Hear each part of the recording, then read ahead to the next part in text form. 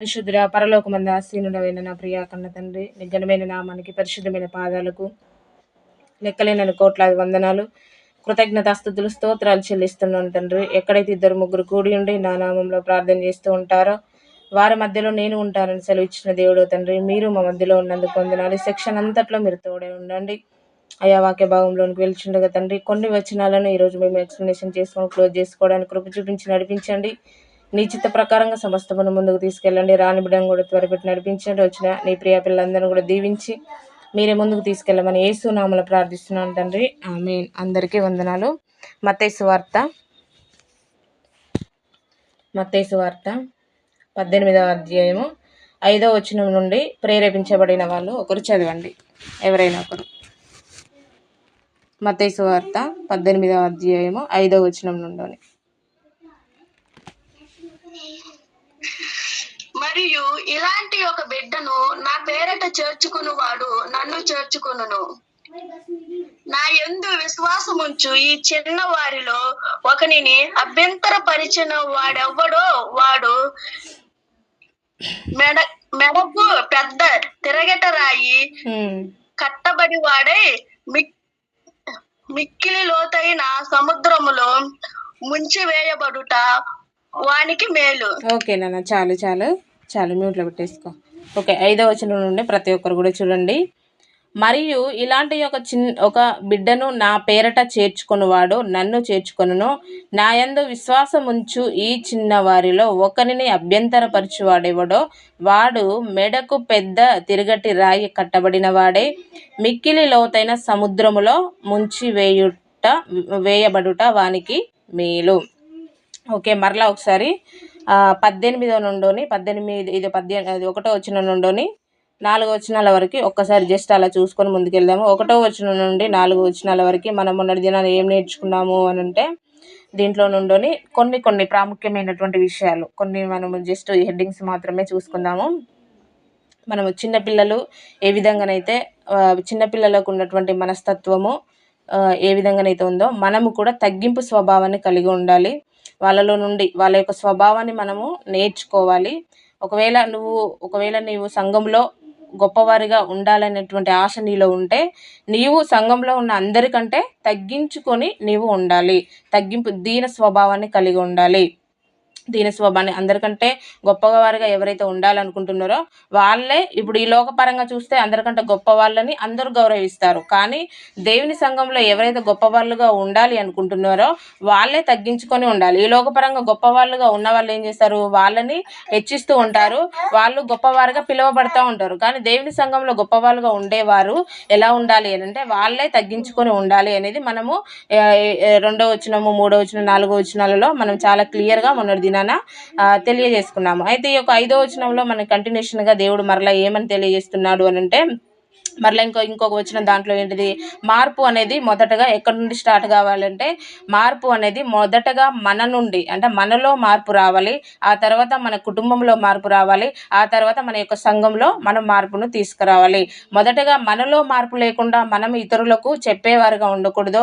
మనలో మొదటగా మార్పు వచ్చిన తర్వాత మన కుటుంబాన్ని మనం సరి చేసుకున్న తర్వాత మనం మన యొక్క సంఘంలో అన్నీ కరెక్ట్గా ఉన్నప్పుడు మనము ఇతరులకు చెప్పేవారుగా ఉండాలి. మొదటగా మార్పు అనేది వాళ్ళలో మార్పు లేదు, వీళ్ళలో మార్పు లేదు, వాళ్ళు అలా ఉన్నారు, వీళ్ళు అలా ఉన్నారు అనేసి ఇతరులను మనము అంటే చూపించడానికంటే ముందుగా మనల్ని మనముగా మార్పు అనేది మనలో స్టార్ట్ కావాలి. మనలో స్టార్ట్ అయ్యి ఆ తర్వాత మనం ముందుకు వెళ్ళడం అనేది మనము 1, 2, 3, 4 వచనాలలో నేర్చుకున్నాము.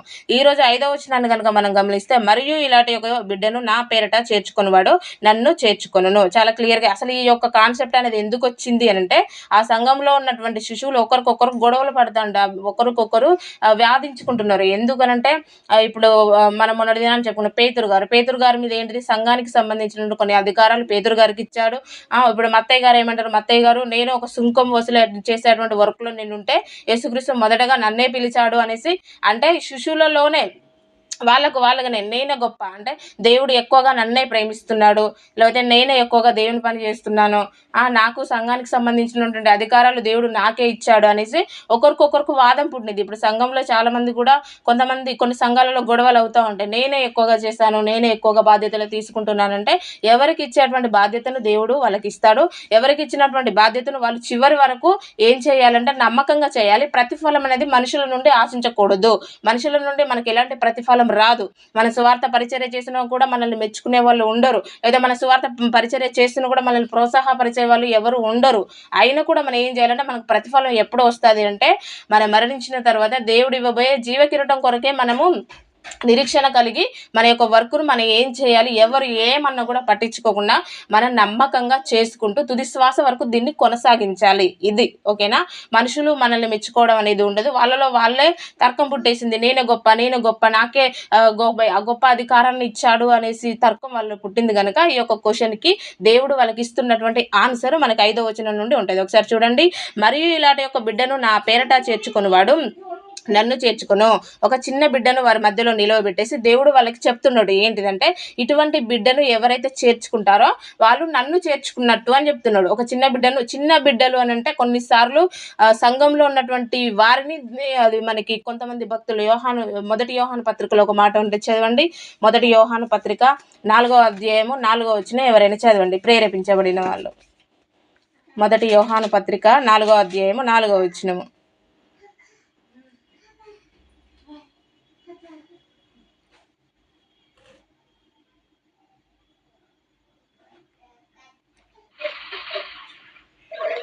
చిన్న పిల్లలారా, మీరు దేవుని సంబంధులు, మీలో ఉన్నవాడు లోకంలో ఉన్నవాని కంటే గొప్పవాడు గనుక మీరు వారిని జయించి ఉన్నారు. ఓకే అత్తమ్మ చాలు. చిన్న పిల్లలారా మీరు దేవుని సంబంధులు, మీలో ఉన్నవాడు లోకంలో ఉన్నవాని కంటే గొప్పవాడు. ఇక్కడ చిన్న పిల్లలారా అని మెన్షన్ చేసి యోహాను గారు మాట్లాడారు. ఇప్పుడు దీన్ని బట్టి చూస్తే మనం చిన్న పిల్లలు అనగానే మనకు ఏంటిదంటే ఓన్లీ చిన్న పిల్లలే అని కాదు, సంఘంలో ఉన్నటువంటి ప్రతి ఒక్కరిని మనందరం కూడా దేవునికి పిల్లలము. కొన్నిసార్లు ప్రేమతో మనల్ని చిన్న పిల్లలు అని కూడా దేవుడు పిలవచ్చు. సో కాబట్టి చిన్న పిల్లలు అని అంటే ఇక్కడ ఓన్లీ చిన్న పిల్లలనే కాదు, అంటే చిన్న పిల్లల్లో ఉన్నటువంటి మనసు మనలో కరెక్ట్, మన మనసు వాళ్ళలో ఉన్నటువంటి మనసు క్వాలిటీస్ మనలో ఉండాలి. కానీ ఇక్కడ ఎవరికి చెప్తున్నాడు అని అంటే సంఘానికి, అంటే అక్కడ ఉన్నటువంటి శిశువులకి ఇతరుల పట్ల మీరు ఎలా ఉండాలి. ఈ యొక్క అధ్యాయం మొత్తము, ఈ యొక్క అధ్యాయంలో ఈ యొక్క రెఫరెన్స్లో ఉండేది మీనింగ్ అదే ఏంటంటే ఇతరుల పట్ల మనము ఎలా ఉండాలి, ఇతరులకు మనము అభ్యంతరకరంగా ఉండొద్దు, ఇతరులకు మనం ఆటంకపరిచే వారిగా ఉండకూడదు అనేసి మనకు 10 వచనాల వరకు ఇదే ఉంటుంది. ఒకసారి చూడండి మరలా ఒకసారి.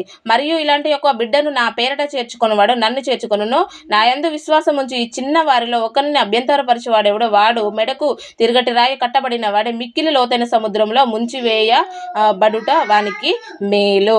ఇప్పుడు మనం మత్తయి సువార్తలో నిన్న ఒకసారి చదువుకున్నాం, మరలా ఒకసారి రెఫరెన్స్ తీయండి. మత్తయి సువార్త 25:31. మత్తయి సువార్త 25వ అధ్యాయము 31వ వచనం నుండి కిందికి ఎవరైనా చదవండి ఫాస్ట్గా.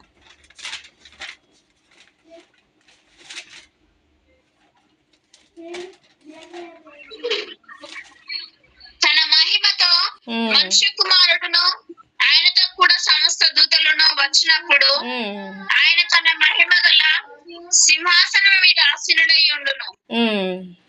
అప్పుడు సమస్త జనములు ఆయన ఎదుట పోగు చేయబడుదురు. గొల్లవాడు మేకల నుండి గొర్రెలను వేరుపరచినట్లు ఆయన వారిని వేరుపరిచి తన కుడి వైపున గొర్రెలను ఎడమ వైపున మేకలను ఉన్నామని చూచి నా తండ్రి చేత ఆశీర్వదించబడిన వారలారా సిద్ధపరచబడిన రాజ్యమును స్వతంత్రించుకొనుడి.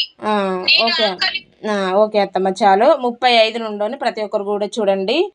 నేను ఆకలి గొంటిని మీరు నాకు భోజనం పెట్టిదిరి, దప్పిగొంటిని నాకు దాహం ఇచ్చిదిరి, పరదేశిని ఉంటిని నన్ను చేర్చుకుంటారు. ఇవన్నీ కూడా ఎవరికి చేశారు ఇవన్నీ అంటే ఒక మనిషి ఇంకొక మనిషికి చేశాడు. ఒక మనిషి ఇంకొక మనిషికి చేస్తే అది ఎవరికి చేసినట్టు అనంటే దేవునికి చేసినట్టు. దేవుడు డైరెక్ట్ వచ్చేసి అన్నం అడగడానికి ఆయన ఏమైనా మామూలు మనిషి కాదు. దేవుడు డైరెక్ట్ వచ్చి మనల్ని వస్త్రాలు అడగడానికి ఆయన ఏమైనా దేవుడు అనగానే మనం ఆలోచించేటువంటి కోణము ఏంటంటే కరెక్ట్, మనం ఆలోచించేటువంటి కోణాన్ని బట్టి మన జీవితంలో కార్యాలు జరుగుతూ ఉంటాయి. ఎందుకంటే దేవుణ్ణి మనం ఆలోచించేటువంటి విధానంలో దేవుణ్ణి మనం ఏ విషయంలోనైతే తక్కువగా, అంటే మనం ఈ లోకంలో రక్త మాంసంలో కలిగి జీవిస్తున్నాము కనుక కొన్నిసార్లు మనకున్నటువంటి సమస్యలను బట్టి, మనకు వచ్చేటువంటి ఆటంకాలను బట్టి, మనకున్నటువంటి ఇబ్బందులను బట్టి కొన్నిసార్లు దేవుని శక్తిని మనం తక్కువగా అంచనేసి ఆలోచిస్తాం. ఈవెన్లీ మనందరం, నేను కూడా, అందరం, ప్రతి ఒక్కరం కూడా. కానీ దేవుని యొక్క శక్తి చాలా గొప్పది. ఆయన యొక్క శక్తి ప్రకారంగా మనం ఆలోచిస్తే ఆయనకు అవన్నీ అవసరం లేదు. దేవునికి ఆహారం అవసరమా, వస్త్రాలు అవసరమా, బట్టలు అవన్నీ కూడా అవసరం అంటే అవసరం లేదు. కానీ అవన్నీ మన తోటి సహోదరులకు మనం ఎప్పుడైతే చేస్తామో, తోటి సహోదరులకు మనం చేస్తే అది ఎవరికి చేసినట్టు అని అంటే దేవునికి చేసినట్టు అని దేవుడు చాలా క్లియర్గా తెలియజేస్తున్నాడు. ఎందుకు అనంటే దేవుని రూపంలో ప్రతి ఒక్కరు కూడా చేయబడ్డారు. అది మనకు శత్రువులైనా, మన మిత్రువులైనా, మన స్నేహితులైనా, మన బంధువులైనా, వాళ్ళు ధనవంతులైనా, దరిద్రులైనా, వాళ్ళు ఎలాంటి వారైనా కానీ ఒక మనిషిని మనం ఆలోచిస్తే ఆ మనిషి ఎవరి రూపంలో చేయబడ్డారు అంటే దేవుని యొక్క రూపంలో చేయబడ్డారు. అందుకే దేవుడు ఒక మనిషి అంటే మోషే గారిని సొంత అన్న తన యొక్క అక్కనే అతని మీద కొంచెం గులుక్కుంటా ఉంటారు. ఎందుకనంటే మోషే ఒక అమ్మాయిని మ్యారేజ్ చేసుకోవడం వల్ల గులుక్కుంటారు. కానీ దేవుని యొక్క కాన్సన్ట్రేషన్ ఎలా ఉంటుందో మనకు అర్థం కావాలి. దేవుడు వెంటనే అక్కడ దిగేసి వాళ్ళని గద్దించేసి ఒక పనిష్మెంట్ అనేది ఇస్తాడు. అంటే దేవుని రూపంలో చేయబడ్డ ఏ మనిషినైనా కూడా మనము దూషించడం కానీ, వాళ్ళని తిట్టడం కానీ, తిట్టడం కానీ, లేకపోతే వాళ్ళ మీద గునుక్కోవడం కానీ, సలుక్కోవడం కానీ, ఇవన్నీ చేస్తే దేవునికి ఇష్టం ఉండదు. మనము ఒకరికి మేలు చేయాలి. ఒకవేళ మనలకు మేలు చేసే అంత లేకపోతే మనం సైలెంట్గా ఉండిపోవాలి, కానీ ఒకరికి కీడు చేయకూడదు. అది దేవుడు ఇక్కడ అభ్యంతరకరంగా కింద అదే చెప్తుండే. మరలా ఒకసారి చూడండి. నా యందు విశ్వాసం ఉంచు ఈ చిన్న వారిలో ఒకరిని అభ్యంతరపరిచి వాడేవాడో వాడు మెడకు తిరగటరాయి కట్టబడిన వాడే మిక్కిలి లోతైన సముద్రములో ముంచివేయబడుట వానికి మేలు. ఒకవేళ ఒక వ్యక్తికి చిన్నపిల్లలంటే అందరే దేవుని దృష్టిలో, వాళ్ళకి ఎవరికైనా నువ్వు అభ్యంతరంగా, ఏ మనిషికైనా కూడా అభ్యంతరం అంటే ఏంటిది? అభ్యంతరం అంటే మనకి మత్తయి సువార్తలో పేతురు గారి యొక్క సందర్భాన్ని ఒకసారి చూస్తే మీకు క్లియర్గా అర్థమవుతుంది. మత్తయి సువార్త 16వ అధ్యాయం 23వ వచనం ఎవరైనా చదవండి. మత్తయి సువార్త 16వ అధ్యాయము 23వ వచనము.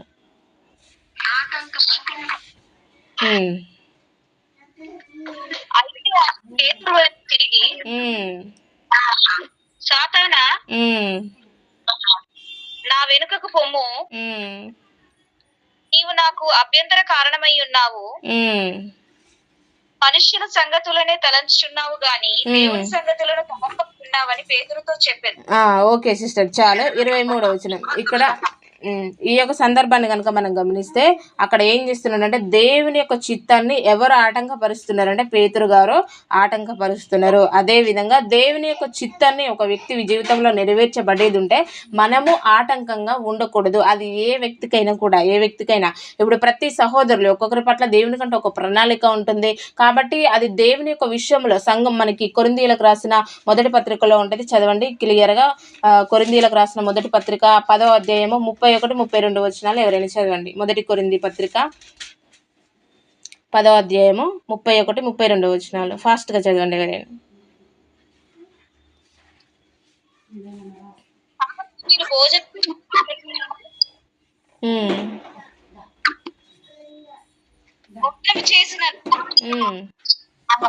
చేసినను సమస్తం మహిమ కొరకు చేయుడి.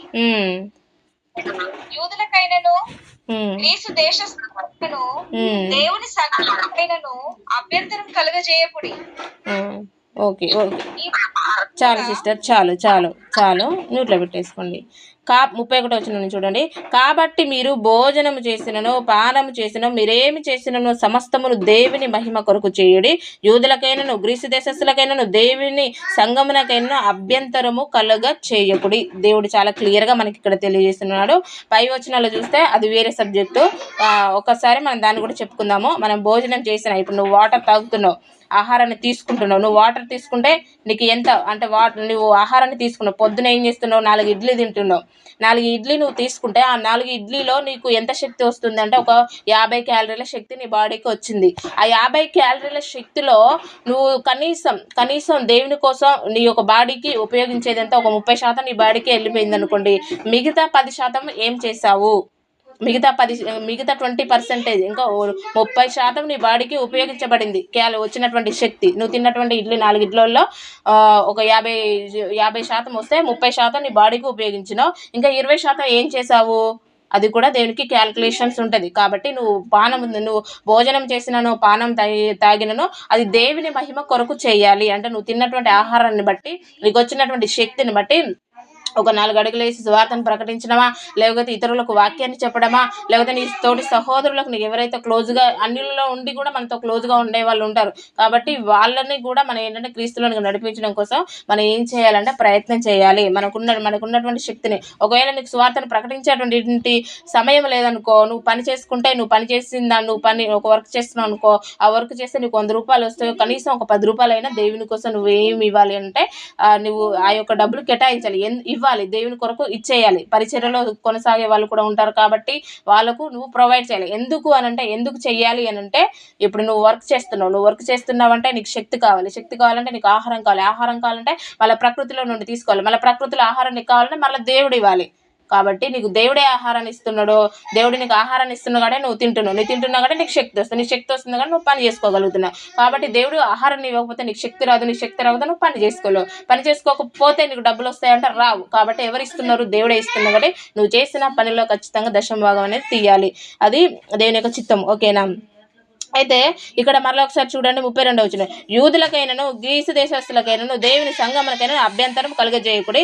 ఇలాగూ నేను కూడా స్వప్రయోజనము కొరకు అనేక రక్షింపబడవలని వారి ప్రయోజనము కోరుచు అన్ని విషయంలో అందరినీ సంతోష పెట్టుచున్నాను. చాలా క్లియర్గా ఇక్కడ చూడండి. అది యూదులకైనా, అది ఎవరికైనా, యూదులకైనా గ్రీసు దేశం అప్పుడు ఉన్నటువంటి కాలంలో ఉన్నటువంటి ప్రజలను మెన్షన్ చేసి ఇక్కడ చెప్తున్నాడు.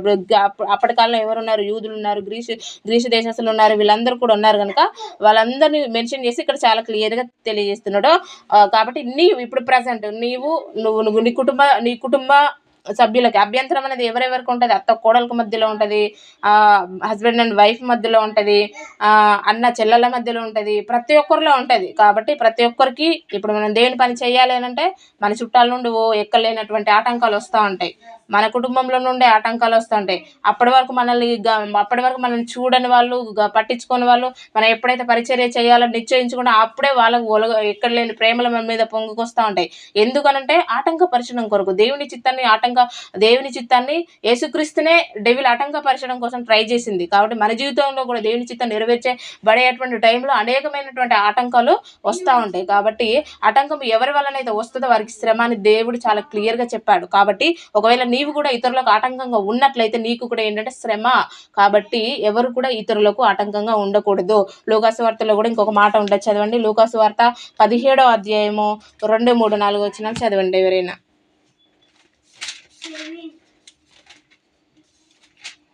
లూకాసు వార్త 17వ అధ్యాయము.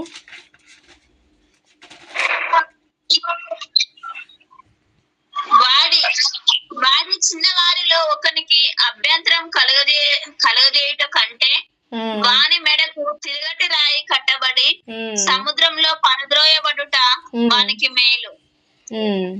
మీ విషయమై మీరే జాగ్రత్తగా ఉండుడి. నీ సహోదరుడు తప్పిదము చేసినలా అతన్ని గద్దించుము, అతడు మారు మనసు పొందిన ఎడల అతన్ని క్షమించుము. అతడు ఒక దినము ఓకే అత్తమ్మ, చాలు. ప్రతి ఒక్కరు కూడా చూడండి. వాడి చిన్నవారిలో ఒకనికి అభ్యంతరము కలుగజేయుట కంటే వాని మెడకు తిరగటి రాయి కట్టబడి సముద్రంలో పడద్రోయబడుట వానికి మేలు.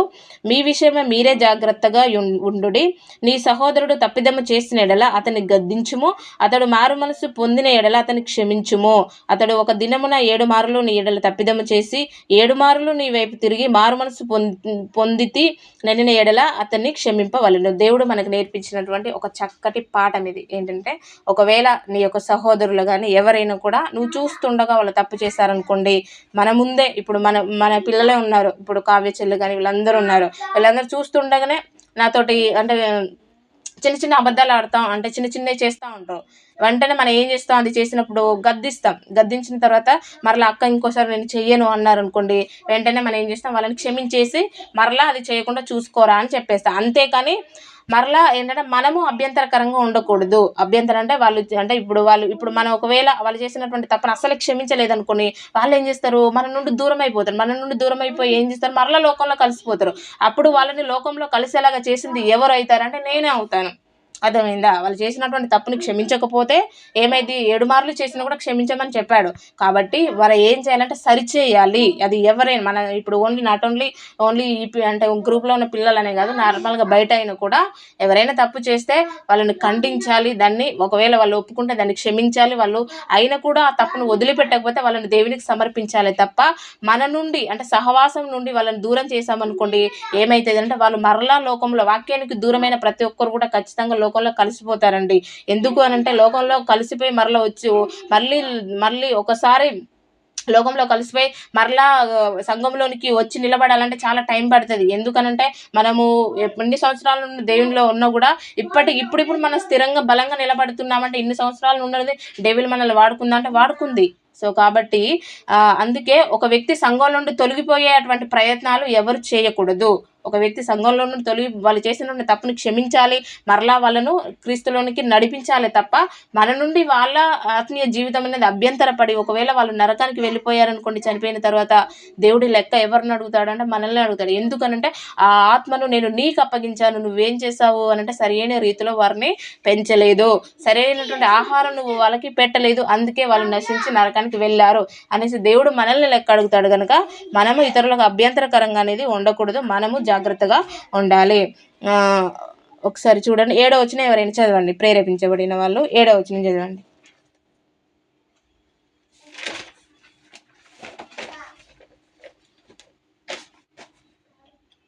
మత్తయి సువార్త 18:7వ వచనం నుండి చదవండి. దేవుడు తాను ఏర్పరచుకున్న వారు దీవారాత్రులు తన్ను గూర్చి మొరపెట్టుకొనుచుండగా మత్తయి సువార్త 18:7 అత్తమ్మ, మత్తయి సువార్త 18:7. మిగతా వాళ్ళందరూ మీట్లో ఉన్నారా, లేకపోతే బైబిల్స్ లేవా?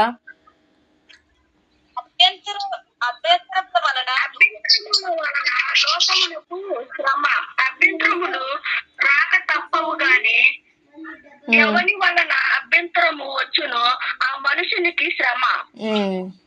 ఓకేనన్న చాలు. అభ్యంతరము వలన లోకమునకు శ్రమ, అభ్యంతరములు రాక తప్పవు కానీ ఎవని వలన అభ్యంతరము వచ్చినో ఆ మనుషునికి శ్రమ. కాగా నీ చెయ్యి అయినను నీ యొక్క పాదమైనను నిన్ను అభ్యంతరపరిచిన ఎడల దానిని నరికి నీ యొద్ద నుండి పారవేయుము. అభ్యంతరాలు ఖచ్చితంగా వస్తాయి, కానీ ఆ అభ్యంతరం అనేది ప్రతి ఒక్కరి మధ్యలో ఉంటుంది. ఇప్పుడు నీ మధ్య నా మధ్యలో ఎందుకు అనంటే మనందరం కూడా రక్త మాంసాలు కలిగి జీవిస్తున్నాం కనుక కొన్నిసార్లు మనము ఇతరులకు ఆటంకంగా ఉండవచ్చు. ఎందుకంటే డెవిల్ మనల్ని కూడా వాడుకోవచ్చు. ఒకటి గుర్తుపెట్టుకోండి, డెవిల్ ఎవరిని వాడుకుంది అంటే పేతురు గారిని వాడుకుంది. పేతురు గారు మరి ఏమైనా నార్మల్ వ్యక్తి అంటే కాదు. పేతురు గారు ఆ యొక్క 12 మంది యేసుక్రీస్తు ఏర్పరచుకున్నటువంటి 12 మంది శిష్యుల్లో ఒకడు. అంతేకాకుండా దేవుణ్ణి ఎక్కువగా ప్రేమించినటువంటి వ్యక్తి, అంతేకాకుండా అందరికంటే ఎక్కువగా ఆసక్తి కలిగినటువంటి వ్యక్తి, అన్నిట్లో చాలా ముందుగా ఉన్నటువంటి వ్యక్తి. పేతురు మీద తన యొక్క సంఘాన్ని అధికారాలు ఇచ్చినటువంటి వ్యక్తి ఎవరు అంటే పేతురు గారు. ఆ పేతురు గారిని డెవిల్ అక్కడ వాడుకుంది. సో కాబట్టి మనల్ని కూడా కొన్నిసార్లు వాడుకుంటుంది. మనల్ని కూడా కొన్నిసార్లు ఇతరులకు అభ్యంతరం కలిగే విధంగా మనల్ని కూడా వాడుకోవచ్చు. కాబట్టి అందుకే మనకి మనముగా ఏం చేయాలంటే ప్రతి క్షణము రూపాంతరం చెందడం అంటే ఇదే. ఒక రోజుతో రూపాంతరం అనేది ఒక్క రోజుతో కంప్లీట్ అయ్యేది కాదు. ప్రతిదినము మన చూపు ద్వారా, మాట ద్వారా, నోటి ద్వారా, మన నడక ద్వారా, మన తలంపులు, మన ఆలోచన ఎలా ఉన్నాయని ప్రతిదినం కూడా రూపాంతరం చెందేది. ఎందుకంటే దీనికోసమే ఇతరులకు మన అభ్యంతరకరంగా ఉండకూడదు, ఏ చెడు కార్యము నేను చూడకూడదు. ఎందుకనంటే పాప ప్రపంచంలో మనం జీవిస్తున్నాం కనుక మన చుట్టూ ఉన్న వాళ్ళందరూ కూడా ఏంటిది లోకంలో ఉన్న వాళ్ళే. కాబట్టి మనము లోకంలో జీవిస్తున్నాము కనుక కొన్నిసార్లు మనకు అంటుకునేటువంటి అవకాశం ఉంటుంది. కాబట్టి ఏది ఏమైనా కూడా మన జాగ్రత్తలో మనం ఉండాలి అనేది ఈ యొక్క ప్రతిదినము మనకి ఎందుకు ఆత్మీయ ఆహారం, ఎందుకు మనం ప్రతిదినం వాక్యం చెప్పుకోవాల్సిన అవసరం ఏముంది? రోజు ప్రార్థన చేసుకొని ఏదో ఒక రోజు వాక్యాన్ని చెప్పుకోవచ్చుగా. సండే రోజు ఒక్కరోజు వాక్యాన్ని చదువుకుంటే సరిపోదు. సండే ఒక్క రోజుతో మన జీవితాలు సరిచేయబడవు అనేసి మనం ప్రతిదినము కూడా ఏంటంటే వాక్యాన్ని ఒక్కొక్క వచనాన్ని మనం ధ్యానించుకుంటున్నాం. కాబట్టి రూపాంతర అనుభవం మనలో ప్రతిదినం ఉంటే ఈ యొక్క మిస్టేక్స్ అనేది జరగదు.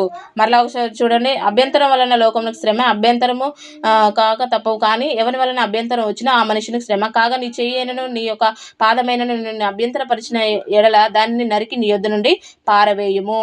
2 చేతులను 2 పాదములను కలిగి తేగ్నిలో పడవేయుటబడకంటే కుంటి వాడవుగాను అంగహీనుడవుగాను జీవంలో ప్రవేశించుట నీకు మేలు. ఇతరులకు నువ్వు అభ్యంతరకరంగా కాదు, నీలో ఉన్నటువంటి నీ యొక్క అవయవాలే నిన్ను అభ్యంతరపరుస్తాయి అనేసి దేవుని యొక్క వాక్యం సెలవిస్తుంది. ఇతరులకు నువ్వు అభ్యంతరకరంగా ఉండడము తప్పే. మరలా నీ యొక్క అవయవాలే అంటే నీలో ఉన్నటువంటి నీ యొక్క శరీరమే నీకు శత్రువు అంటే ఎగ్జాక్ట్లీ మన యొక్క శరీరమే మన యొక్క శత్రువు. మన యొక్క శరీరం ఇష్టానుసారంగా జీవించు తిను త్రాగు, నీకు ఇష్టాన్ని సుఖించు అని మనల్ని పెంచుతుంది. మనం మరణించిన తర్వాత మన శరీరము మన ఆత్మకు తోడుగా వస్తుందా? ఒకసారి మీరు ఆలోచించండి, రాదు.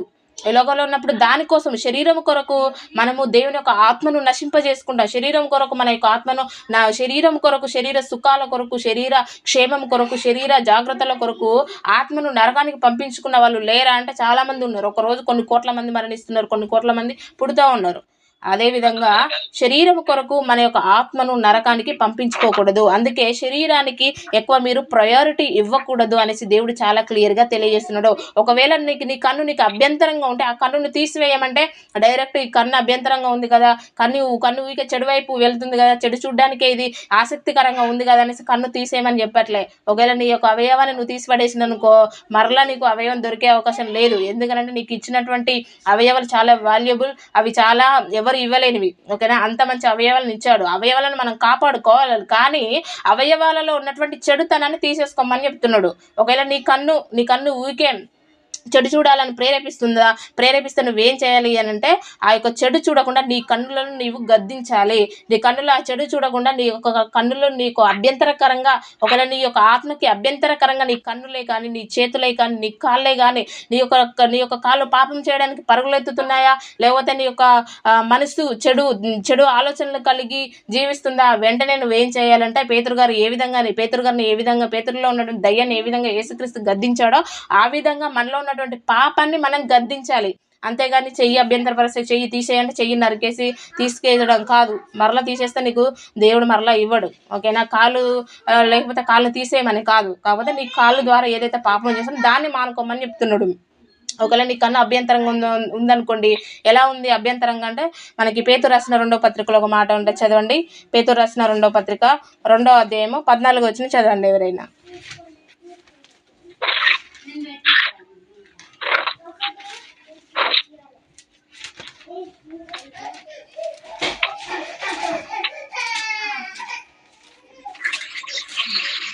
ఫాస్ట్ గా చదవండి. ఆశించిన పాపం మానలేని కన్నులు గలవారును అస్థిరులైన వారి మనస్సులను మరలు కొల్పుచు లోభత్వమందు సాధకము చేయబడిన హృదయములు గలవారును శాపగ్రస్తులై ఉండి తిన్నని మార్గమును విడిచి బయోరు కుమారుడైన బిలాము పోయిన మార్గమును బట్టి త్రోవ తప్పిపోయింది. ఓకే అత్తమ్మ, చాలు. ప్రతి ఒక్కరు కూడా చూడండి 2వ అధ్యాయం 14 వచ్చిన నుండి, వ్యభిచారిని చూచి ఆశించుచు పాపము మానలేని కన్నులు గలవారును అస్థిరులైన మనసులను మరులు కొల్పుచు లోభత్వమందు సాధకము చేయబడిన హృదయము గలవారును శాపగ్రస్తులనై ఉండి తిన్నని మార్గమును విడిచి బెయేరు కుమారుడైన బిలాము పోయిన మార్గమును బట్టి త్రోవ తప్పిపోయిరి. ఒక్క నిమిషం కావ్య, ఆయన తీసుకొని బయట నిల్చోపో దయచేసి. సారీ అండి. ఓకే, 14 వచ్చిన మరలా ఒకసారి చూడండి. వ్యభిచారిని చూచి ఆశించు పాపము మానలేని కన్నులు కలవారును. ఏంటంటే ఈ కన్నులలో ఉన్నటువంటి మన కన్నులను, ఒకవేళ నీ కన్ను నీకు అభ్యంతరంగా ఉంటే దాన్ని తీసివేయమని ఎందుకు దేవుడు చెప్పాడు అని అంటే, ఇటువంటి స్వభావం కలిగినటువంటి వ్యక్తులు కొన్ని కోట్ల మంది భూమి మీద ఉన్నారు కనుక నువ్వేం చేయాలి, నీ కన్ను ఒకవేళ నీకు వ్యభిచారము ఆ యొక్క మత్తు ఎక్కువగా ఉందనుకోండి, ఏం చేయాలి? దాన్ని నువ్వు గద్దించాలి. నీలో ఉన్నటువంటి ఆ యొక్క పాపాన్ని ఏం చేయాలంటే గద్దించాలి. ఇక్కడ అదే చెప్పింది, వ్యభిచారాన్ని చూసి ఆశించి పాపం మానలేని కన్నులు గలవారును అస్థిరులైన వారి మనసులను మరులు కొలుపుచు లోభత్వమందు సాధకము చేయబడిన హృదయం గలవారును శాపగ్రస్తులనై ఉండి తిన్నని మార్గంను విడిచి, ఏంటంటే తిన్నని మార్గం దేవుని యొక్క మార్గాన్ని విడిచి వారి యొక్క అస్థిరమైనటువంటి మనసుకున్నటువంటి రోగం ఏంటిది? అస్థిరం. ఏంటిది అంటే దేవుని పైన నమ్మకం ఉండకపోవడము, వచ్చే దాన్ని బట్టి మన అస్థిరమైనటువంటి మనసును కలిగి ఉంటాము. కాబట్టి స్థిరంగా ఉండదు, మనసు అనేది స్థిరంగా ఉండదు. ఆ విధంగా మనకున్నటువంటి మన అవయవాలలో ఉన్నటువంటి బలహీనతలు ఇవన్నీ, కన్నులో ఒక బలహీనత, మనసులో ఒక బలహీనత, అంతేకాకుండా మన యొక్క నాలుకలో కొన్ని బలహీనతలు, మన యొక్క పెదవులలో, మన యొక్క పాదాలలో, మన యొక్క చేతులు అన్నీ ఏంటంటే మన యొక్క శరీరం మొత్తం అంతే. మన శరీరం మొత్తం కూడా మన శరీరం మాట విన్నామనుకోండి, మనము ఏంటంటే దేవుని చిత్తాన్ని నెరవేర్చము. అందుకే చాలా క్లియర్గా ఉంటుంది. మనకి హెజ్కేల్ గ్రంథంలో కూడా ఇంకొక మాట ఉండదు, చదవండి. హెజ్కేల్ గ్రంథము 22వ అధ్యాయము 13వ వచనం చదవండి ఎవరైనా.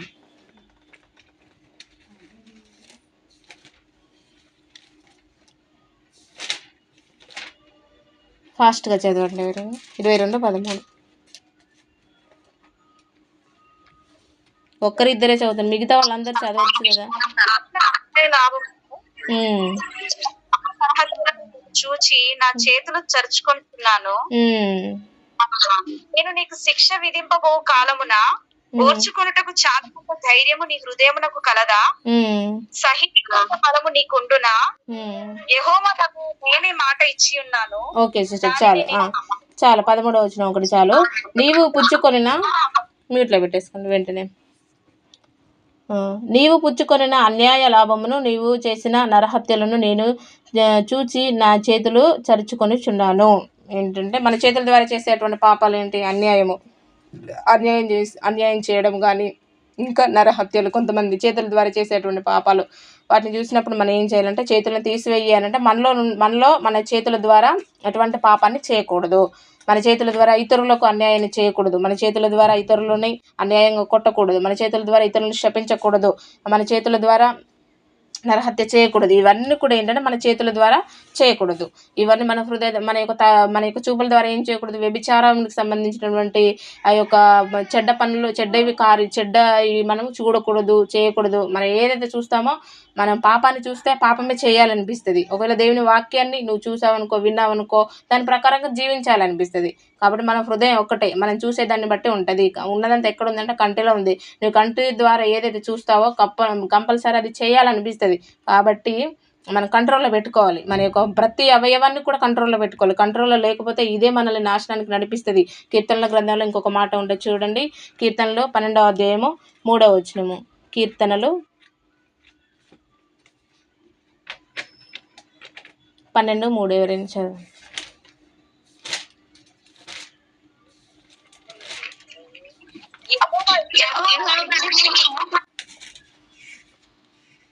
యెహోవా ఇచ్చకములాడు పెదవులన్నిటినీ, బింకములాడు నాలుకలన్నిటినీ కోసివేయును. మా నాలుకల చేత మేము సాధించెదము, మా పెదవులు మావి, మాకు ప్రభువు ఎవడని వారు అనుకొందురు. ఆనపడు చేయబడిన బలాత్కారమును బట్టి, దరిద్రుల నిట్టూర్పులను బట్టి నేను ఇప్పుడే లేచుకొను. రక్షణను కోరుకున్న వారికి నేను రక్షణ కలుగజేసేదను అని యెహోవా సెలవిచ్చుచున్నాడు. ఓకే సిస్టర్, చాలు. చాలు మ్యూట్లో పెట్టేసుకోండి. యెహోవా ఇచ్చకములాడు పెదవులన్నిటిను, బింకములాడు నాలుకలన్నిటిని కోసివేయును. మా నాలుక చేత మేము సాధించేదము, మా పెదవులు మావి, మాకు ప్రభువు ఎవరని వారు అనుకొందురు. ఓకే, ఈ పెదవుల ద్వారా చేసేటువంటి మిస్టేక్స్ అన్నీ కూడా చేస్తూ ఉంటాం కొన్నిసార్లు. కాబట్టి మన యొక్క పెదవుల నుండి ఇచ్చకములాడేటువంటి మాటలు రాకూడదు. బింకము, మన గొప్ప అనేటువంటి స్వభావాన్ని మనం కలిగి ఉండకూడదు. గర్వం అనేది మనలో రాకూడదు. ఈ విధంగా ఏంటంటే ఈ పెదాల ద్వారా ఇప్పుడు ఒకవేళ నీ పెదాల నీకు అభ్యంతరంగా ఉంది, నీ నోరే నీకు అభ్యంతరంగా ఉంది అంటే నీ యొక్క నోటి నుండి మంచి మాటలు రావట్లేవు, చెడ్డ మాటలు వస్తున్నాయి.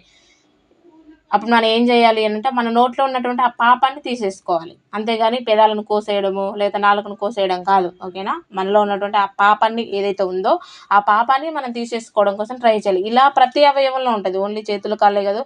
మళ్ళీ ఇదే కీర్తనల గ్రంథంలో ఇంకొక మాట కూడా ఉండేది, చదవండి. 10వ అధ్యాయం 7వ వచనం.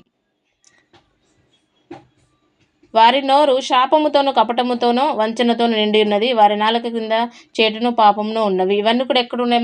మన బాడీలో ఉన్నాయి. ఇప్పుడు పాపాలన్నీ కూడా ఎక్కడ వెళ్తున్నాయి? మనలోనే వెళ్తున్నాయి. వాళ్ళు మంచోళ్ళు కాదు, వీళ్ళు మంచోళ్ళు కాదు, వీళ్ళు ఇలా వాళ్ళు ఇలా అని చెప్పుకోవడం కాదు. ఇవన్నీ కూడా అవే మిస్టేక్స్ అన్నీ కూడా ఎవరిలో ఉన్నాయంటే మనలో ఉన్నాయి. మన నాలుకను మనం ఫస్ట్ సాధువు చేసుకోవాలి. మన యొక్క నోటిని మనం ఫస్ట్ కంట్రోల్లో పెట్టుకోవాలి.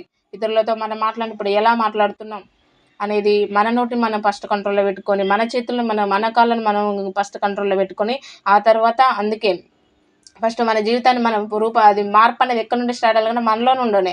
మనలో ఎందుకు మార్పు రావాలి అని అంటే ప్రతి అవయంలో మిస్టేకే ఉంది. మరి మనము ఏంటిది, ఒకవేళ దేవుని పని కోసం 4 అడుగులు వేయాలంటే వేయలేం. కానీ ఒకవేళ ఏదైనా వేరే వర్క్స్ ఏదైనా ఉందనుకోండి, తొందరగా మన కాళ్ళను ఉపయోగిస్తాం. కాళ్ళను ఉపయోగించిన ప్రతి అడుగుకు దేవుడు లెక్క అడుగుతాడు ఖచ్చితంగా. మన జీవితానికి ప్రతిదీ కూడా లెక్క ఉంది. ఇవన్నీ కూడా ఎందుకు ఇంత జాగ్రత్తలు ప్రతిదీ కూడా రాయించిండు దేవుడు. ఎందుకు మన జీవితానికి కావాల్సిన అన్ని కూడా రాయించిండు. ఎందుకనంటే ఒకానొక దినాన మనకి ఇదన్నీ కూడా మనం లెక్క చెప్పవలసిన వారే ఉన్నాం. మన కాళ్ళ ద్వారా మన దేవుని యొక్క సువార్తను ప్రకటించాలి. యెషయా గ్రంథంలో ఒక మాట ఉంటే చదవండి, 52వ అధ్యాయం 7వ వచనము. యెషయా 52వ అధ్యాయం 7వ వచనము.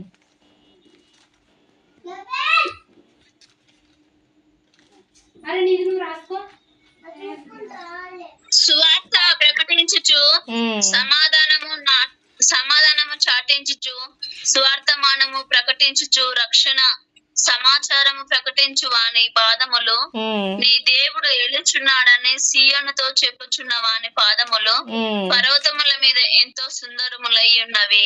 ఏంటంటే సువార్త నీ కాళ్ళను ఎందుకు ఇచ్చాడు అంటే సువార్తను ప్రకటించడం కొరకు నీకు ఇచ్చాడు కాళ్ళను. మరి మనం ఏం చేస్తున్నావు? సామెతల గ్రంథం చదవండి ఒకసారి. సామెతల గ్రంథము 1వ అధ్యాయం 16వ వచనం చదవండి ఎవరైనా. సామెతలు 1:16. కీడు చేయటకై వారి పాదములు పరుగులెత్తును, నరకై వారు త్వరపడుచుందురు. ఓకే సిస్టర్, చాలు సిస్టర్. ఏంటి ఇది మనం చేసేటువంటి వర్క్ ఏంటిది? మనకు దేవుడు పాదాలను ఎందుకు ఇచ్చాడు అంటే దీనికోసం ఇచ్చాడు. మరి ఇన్ని క్లియర్గా నువ్వు ఎలా జీవించాలి? నీ కాళ్ళ ద్వారా, నీ చేతుల ద్వారా, నీ కాళ్ళ ద్వారా సువార్తను ప్రకటించాలి. నీ నోటిని దేవుని పని కోసం ఉపయోగించాలి. నీ చేతులు ఇతరులకు సహాయం చేయడం కొరకు ఉపయోగించాలి. నీ జీవితాన్ని దేవుని పని కోసం ఉపయోగించాలి అనేసి దేవుడు చాలా క్లియర్గా దానిలో మనం చేసేటువంటి మిస్టేక్స్, పాజిటివ్, నెగిటివ్స్ అన్నీ కూడా బైబిల్లో రాయించిన తర్వాత ఆయన లెక్క అడగడంటారా? ఇవన్నీ ఎందుకు రాయించాడు అని అంటే మనకి దీన్ని బట్టే తీర్పు అనేది ఉంటుంది కనుక ఇవన్నీ కూడా చాలా క్లియర్గా దేవుడు రాయించాడు. కాబట్టి ఇవన్నీ కూడా ఏంటిది అని అంటే మన అభ్యంతర కారణం ఏంటిది? అభ్యంతరంగా ఉండేటువంటి కాళ్ళు ఏంటిది? మనం కీడు చేయడానికి. ఎవరైనా గొడవ పెట్టుకుంటున్నారంటే డింగ్ను ఉరుకుతాం. అదే వాళ్ళకి స్వార్థను ప్రకటించడం అంటే తర్వాత ప్రకటిస్తే పోస్ట్ పోన్ చేస్తూ ఉంటాం, చాలా టైం తీసుకుంటాం, అసలు వెళ్ళము, ఆటంకంగా మనమే ఉంటాం.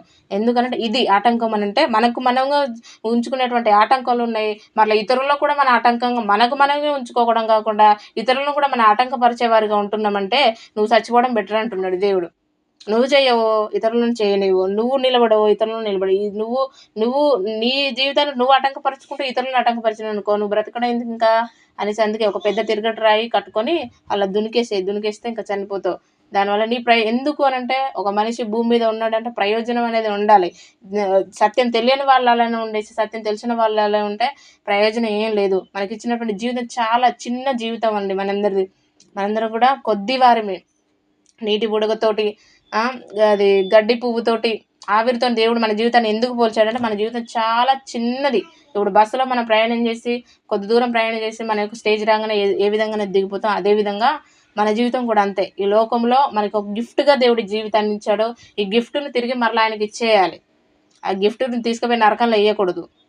గిఫ్ట్ని మరలా ఇచ్చినటువంటి వ్యక్తికి ఇచ్చేయాలి. ఇచ్చినటువంటి తండ్రి యొద్దకు మరలా ఏ తండ్రి నుండి మనం వచ్చామో ఆయన యొద్దకు మనం వెళ్ళాలంటే ఇవన్నీ అభ్యంతరాలు మనలో పెట్టుకొని మనలో మార్పు లేకుండా మనలోనే పెద్ద పెద్ద దూలాలు తప్పులు పెట్టేసుకుని ఇతరుల చిన్న చిన్న నలుసులు మనం ఎత్తి చూపేవారుగా ఉండకూడదు. ఎందుకంటే ఇతరులను తీర్పు తీర్చే అధికారం ఎవరికి ఇవ్వలేదు. ఒకవేళ నువ్వు సరిచేయాలనుకుంటే వాక్యానుసారంగా సరిచేయాలి. వాళ్ళలో ఒకవేళ మిస్టేక్స్ ఉంటే వాక్యానుసారంగా మనం సరిచేయడం ట్రై చేయాలి. కానీ వాళ్ళలో ఉన్నటువంటి మిస్టేక్స్ మనం ఎత్తి చూపేవారు కాదు. మనలోనే చాలా తప్పులు ఉన్నాయి కనుక ఒకటి ఏది ఏమైనప్పటికీ అభ్యంతరంగా ఉన్నటువంటి ఏ అవయవమైనా ఈ రోజు నుండి మీ నాలుక మిమ్మల్ని దేవుని యొక్క పని చేయడం కొరకు అభ్యంతరంగా ఉందా, దాన్ని సరిచేసుకోండి. మీ కళ్ళు అభ్యంతరంగా కూడా సరిచేసుకోండి. మీ చేతులు, మీ యొక్క కాళ్ళు, మీలో ప్రతి అవయవం ఏదైనా కూడా మీరు సరిచేసుకోండి. ఇతరులకు అభ్యంతరకరంగా ఉండకండి. మీ జీవితాన్ని మీరు అభ్యంతరంగా చేసుకోకండి, ఇతరుల జీవితాన్ని కూడా అభ్యంతరకరంగా ఉండకండి. మీరందరూ కూడా దేవుని యొక్క రాజ్యంలో వారసులుగా ఉండాలి అని అంటే చేయాలంటే ఖచ్చితంగా ఇవన్నీ పాటించాల్సిందే.